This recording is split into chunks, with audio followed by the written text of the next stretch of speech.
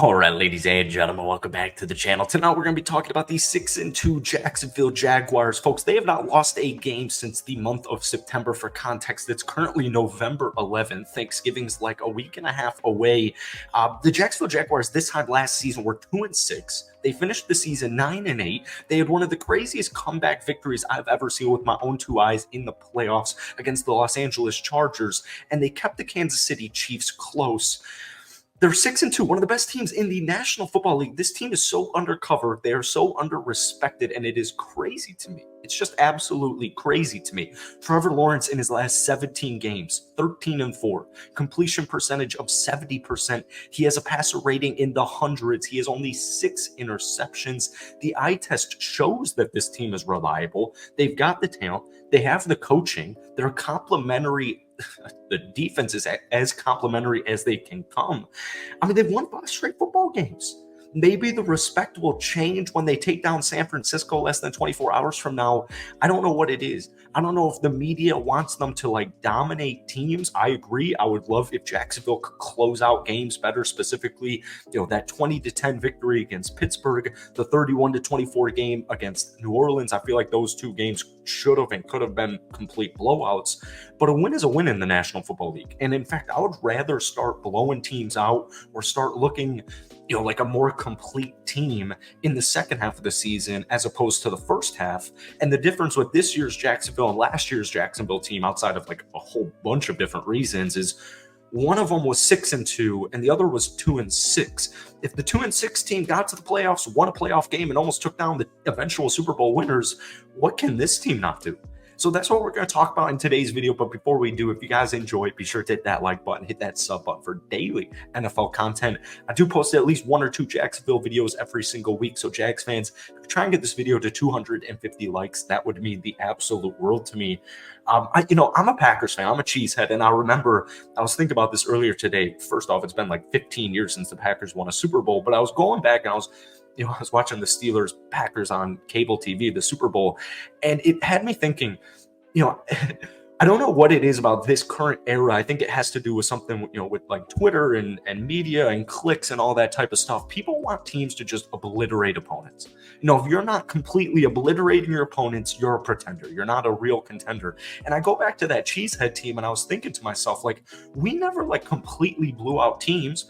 I'm thinking about last year's Kansas City Chiefs game. I remember sitting on the TV, on my couch, on the TV, watching the Broncos Chiefs game, and it was just so ugly. It was just such an ugly game, and Kansas City won it, and obviously no one was sounding the alarm. No one was saying this team can't do it. Now, I know that the Jaguars do have some flaws. They do have some holes, but keep in mind, this time last year, they were literally 2-6. I mean, the culture has completely changed. The energy, the aura has completely flipped. Doug Peterson's done a great job. Trevor Lawrence is clearly your franchise guy.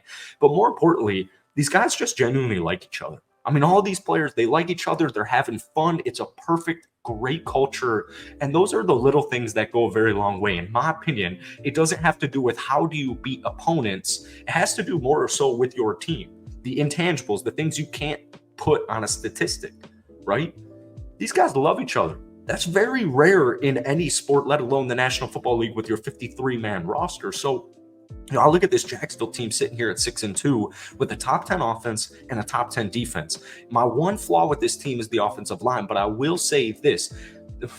I'll preface it with, I think if the offensive line was like a top 10 unit, Trevor Lawrence would be certainly an MVP candidate right now. But keep in mind, the offensive line is the backbone of your offense, and it takes time. A lot of it is coaching. A lot of it is schematic, and that is something for me personally I'm not worried about with Jacksonville. It is something a team could possibly expose them on. But as we saw in that Buffalo game, this team just wins. They just win games. And for me, that's a big difference maker between a pretender and a contender is, how do you win? I don't need these blowouts, man. Can you win ugly?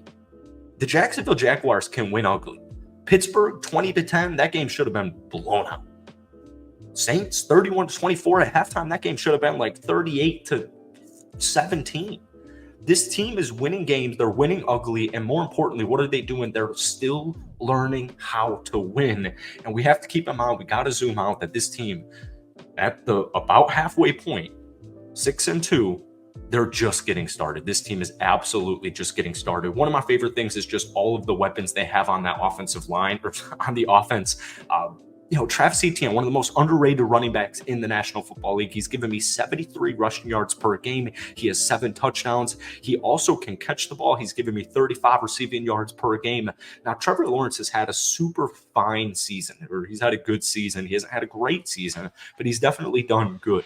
68.3 completion percentage, 9 touchdowns to just 4 interceptions. But that's where we're going to circle back to that offensive line. If they can just give him at least another half second, if these offensive linemen can give Trevor Lawrence just one extra second, that's when you're going to start seeing a lot of the little silly mistakes go away. We're going to start to see more consistency, and we're going to start to see more reliability with guys mainly like Calvin Ridley.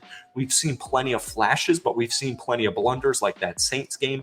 But I think that Pittsburgh game was a step back in the right direction, a good bounce back game for what do you have, like 1 catch for -4 yards or 4 yards or something like that against the Saints.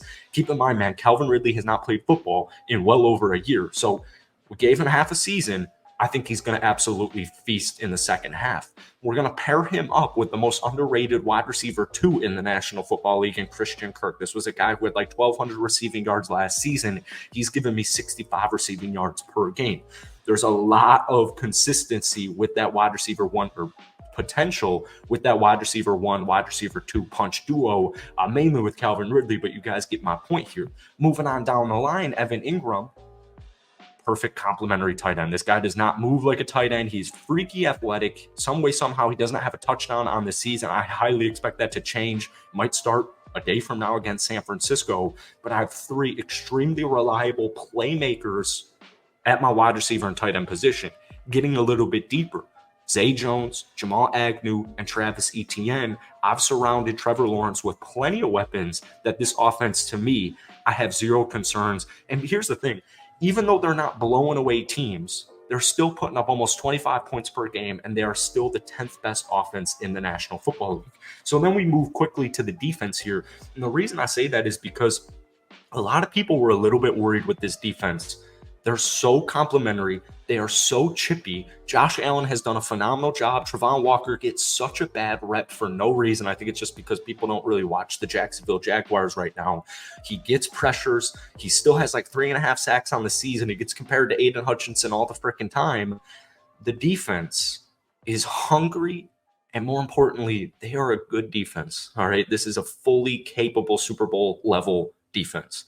That's it for today. Little Jaguars hype video for you guys before this big game. If you enjoyed it, be sure to hit that like button, hit that sub button for daily NFL content. Jags fans, NFL fans, I want to hear a score prediction for tomorrow against San Francisco. Let me know down below. My pick is definitely Jacksonville. I'm going to go 27-24 Jacksonville. Have a great rest of your weekend, and hopefully a day from now we'll get a victory recap video out to you guys. Peace.